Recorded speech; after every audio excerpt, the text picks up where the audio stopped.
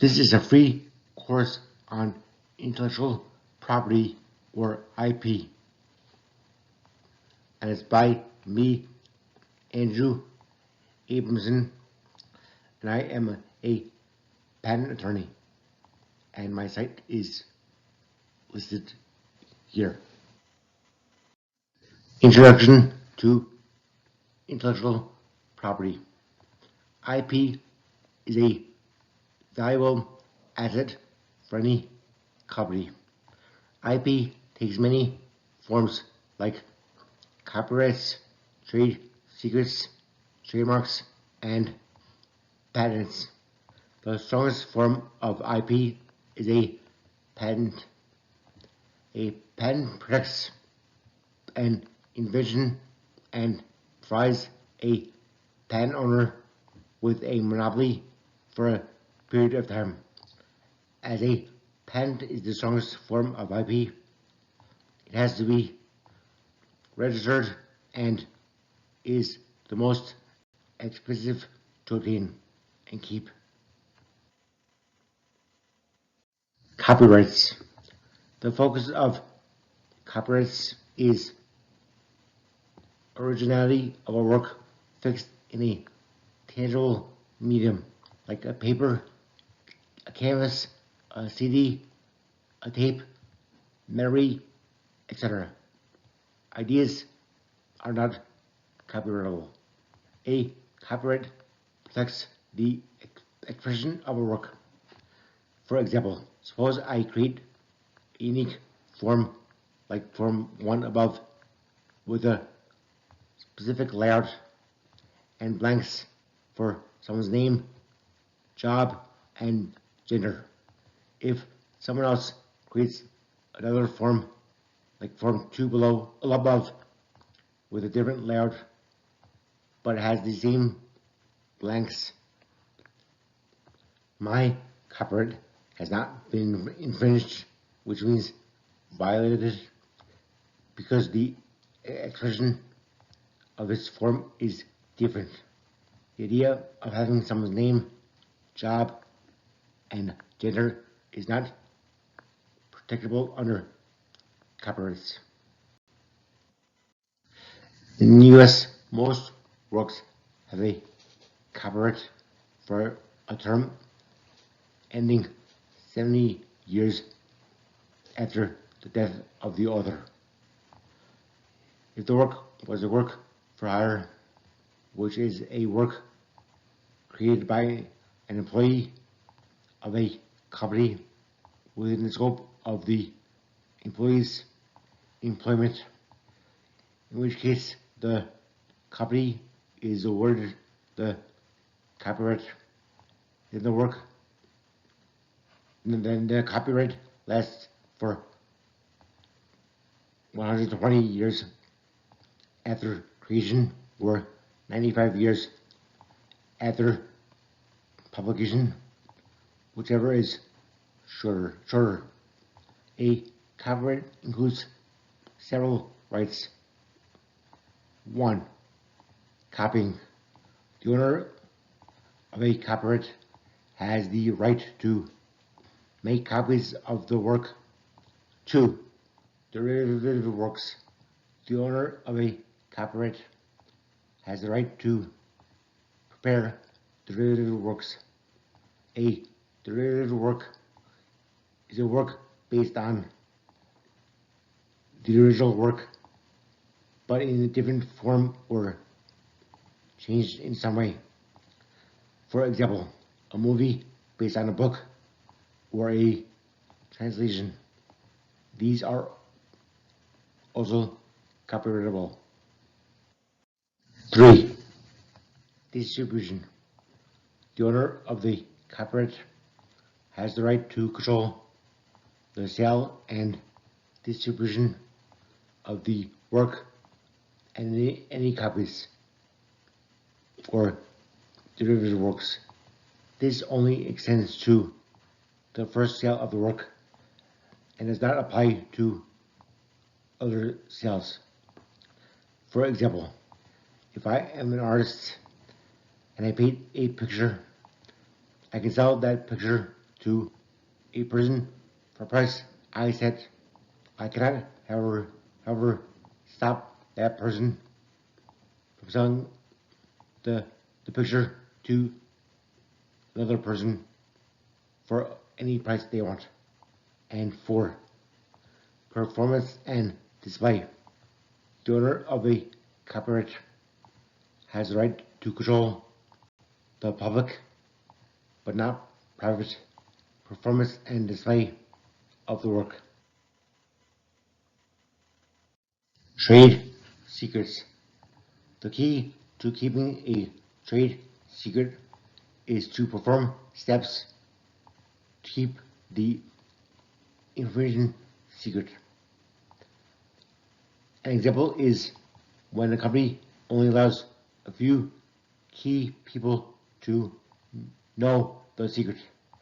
Another example is when a company secures the secret in a vault or a safe or secure area. A trade secret is any information used in one's company that gives the owner an advantage over others who do not know the secret. Thus, a trade secret is any valuable knowledge that is not generally known and adds economic value to the owner.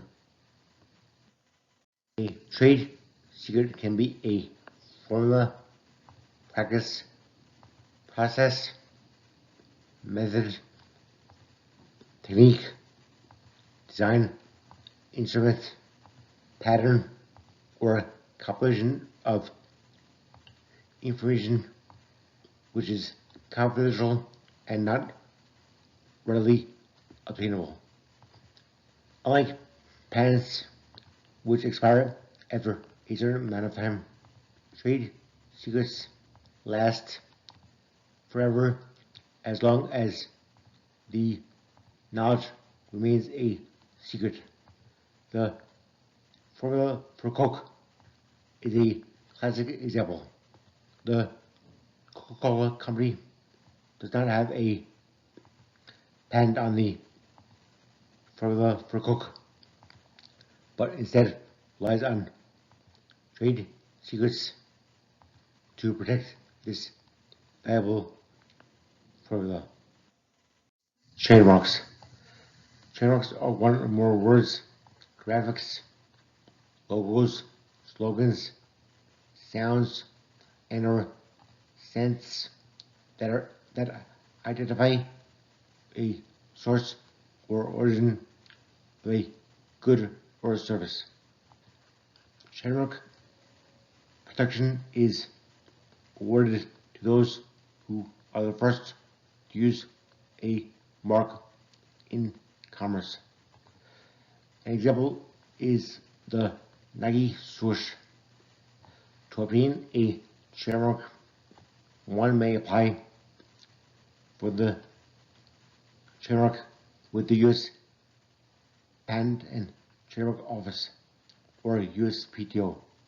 The USPTO does a search to see if any other marks exist that are very similar to your application.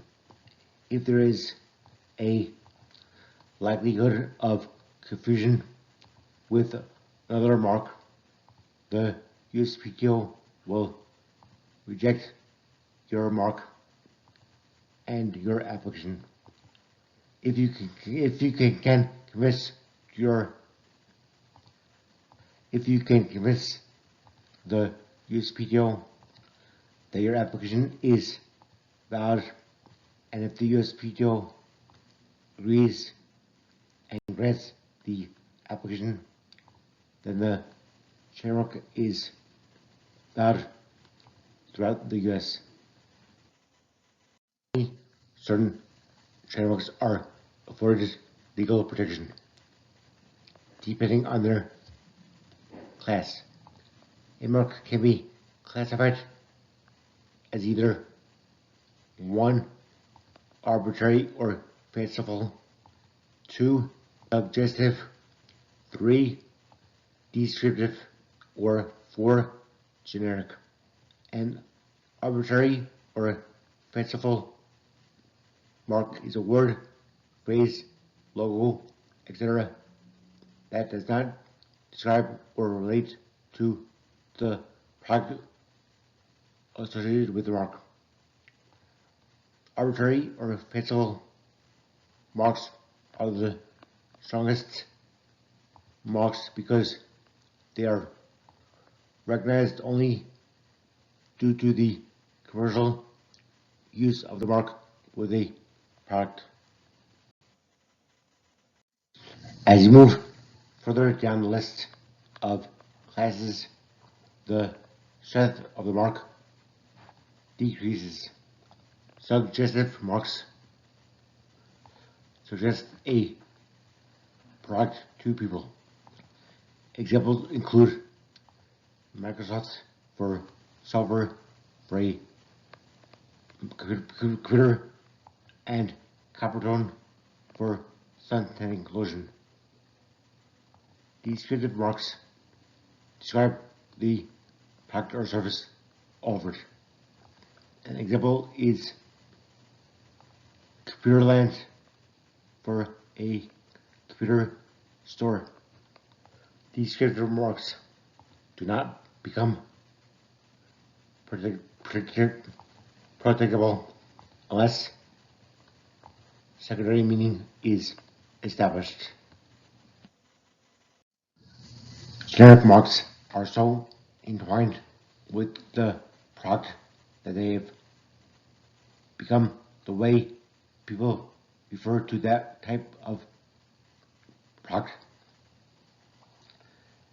Examples include Kleenex, aspirin, and cellophane. Generic marks may have started out as arbitrary, suggestive, or descriptive, but through years of use, they have become generic and have lost their rights as trademarks. Patents. Patents are legal documents filed with the USPTO that describe and protect inventions. Patents provide a negative right, the right to exclude others from making, selling, using, or importing the invention. People often think of a patent as a monopoly on the claimed invention for a period of time. Patents are valid for 20 years from the filing date. In exchange for the monopoly granted by the U.S. government, the patent is published so that others can learn from the invention and potentially build on that knowledge. The act of filing a patent application with the USPTO enables you to write on your product the words patent pending. These words may increase sales and may cause others to think twice before copying your product. Once you file a patent application, the journey is just starting. After a period of time, an examiner with the USPTO will examine your application. Most of the time, they will send you a letter saying why they think that your idea is not patentable. In this letter, which is called an office action. The examiner will typically refer you to different parts of other patents or publications and say that these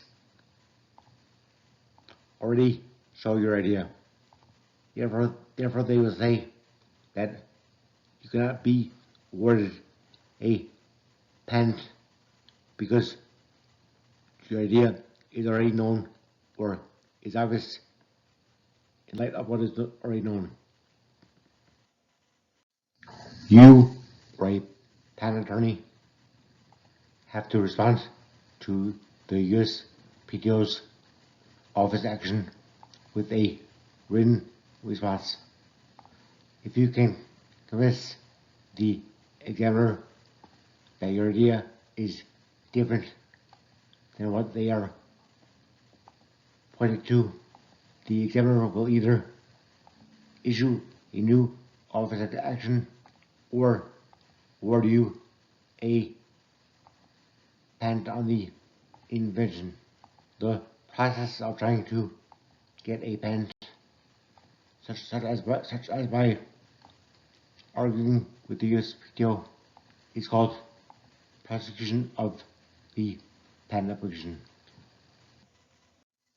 Any questions? Thank you.